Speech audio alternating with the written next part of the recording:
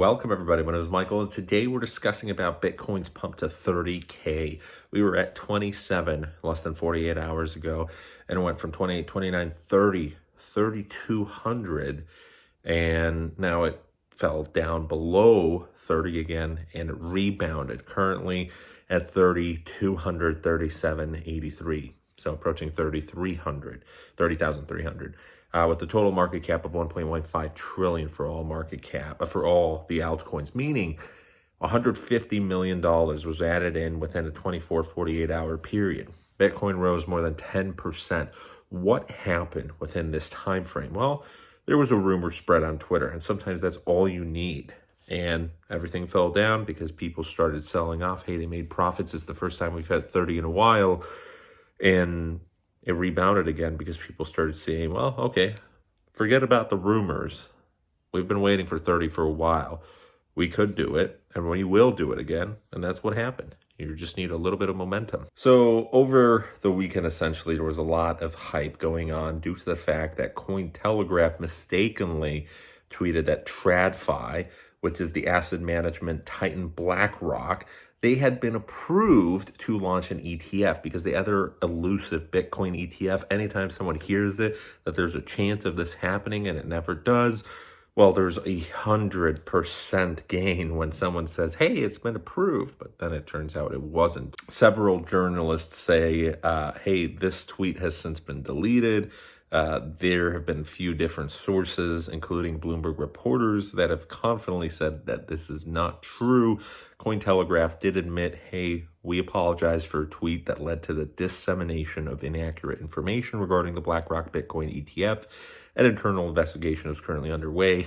That's what they always say. We are committed to transparency. We'll share the findings of the investigation with the public once it blah, blah, blah, blah, blah. So that's always what happens. But the public could care less. It's always like with a fake story.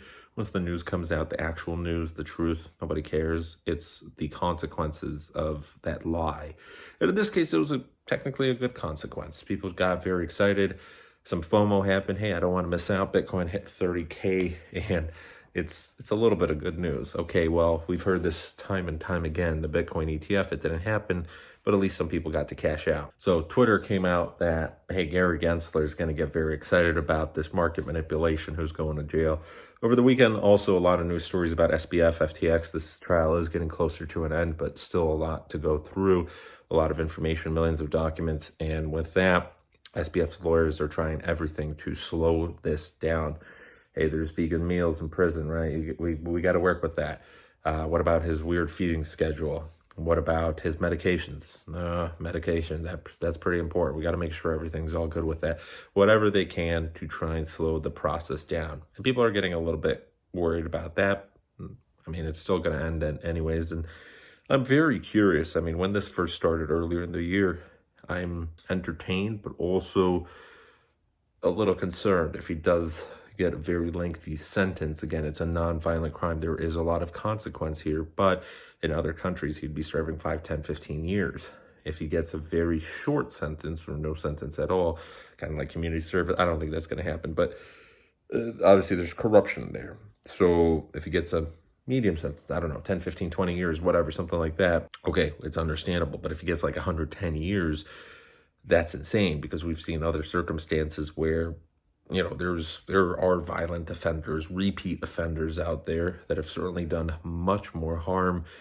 Not to downplay what he's done here. There was a lot of really bad decisions done by him and his team, and misplacement of funds, market manipulation, embezzlement, all these crazy charges. But there's other cases where we've seen people get 20 years for really horrific things. So the American legal system is always a little bit. There was a lot of news over the weekend, but this one, I will have to make a separate video regarding it. This is actually very saddening.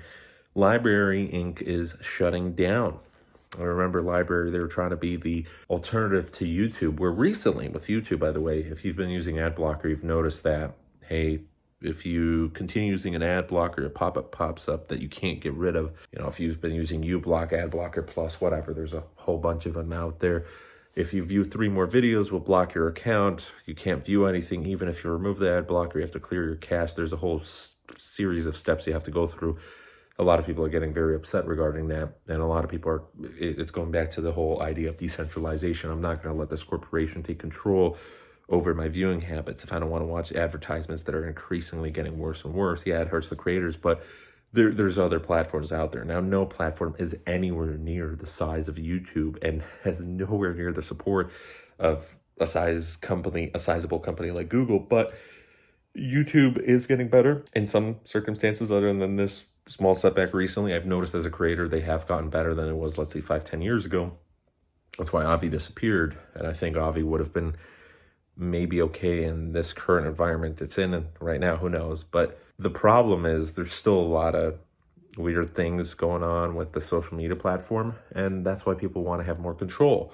Library was one of those alternatives where people would say, okay, let's go away. I love Steemit. I love the idea of Library. I love the idea of Hive. There was a bunch of other decentralized networks out there, 0x, Publish 0x or something like that. But library.com has posted on October 19th, Library Inc. is winding down. The Library network is unaffected. Odyssey and other assets will undergo a legal process to satisfy debts, but Odyssey has a bright future ahead. Thank you to everyone who fought with us for online freedom. The final goodbye post is in the first reply. Essentially, the Library protocol bid has bid final farewells to all the followers. Back in July, from a federal court, they received a verdict that it was liable for violating U.S. securities laws. The ruling states that the protocol is permanently restrained and enjoined from participating directly or indirectly in any unregistered crypto asset securities offering. So if they were, let's say, based in a different country, potentially it would have been a different situation. But it is very sad to see a network that was pretty sizable, tens of millions, if not hundreds of millions of dollars of potential there. But, it is what it is. So we're going to have to say goodbye. But that's going to be a separate video just because I enjoyed my time with Library. I had a great time. And I remember I was able to make a little bit of dough through Steemit and Library and whatnot. It never got huge, but there was a very sizable community there. And also in the news, a lot of cryptocurrency networks are now reporting on AI technology as well. Web 3.0, hey, it's similar, but it's technically even better technology than blockchain, I'd say. Something interesting in the news recently, NVIDIA, the graphics card producer, the gaming company, as a lot of people would remember them, has said robot hands can match humans' dexterity with new AI smarts. So they're all in on artificial intelligence right now. They're hiring like crazy. They want to make sure they get in on this massive gold rush. And AI is essentially, machine learning is helping robots learn how to be more graceful than a current high-level, high-performing surgeon. Pretty crazy stuff. So with that, I invite you guys to check out my new artificial intelligence channel. It is just starting. There's only really 1-2 videos there. We're going to be posting a lot more content on there, and I would greatly appreciate it. The link's going to be down below. With that, that was the crypto news for today. Pretty exciting. Recently, we've got a little bit more traction. There's a lot of news stories out there. They're having a couple scams we're going to be reporting about as well. So with that, thanks for watching. You have a good rest of your day. Check out the channel. And if you're new to this one, hit the subscribe button. Thanks so kindly. You have a good one. Take care.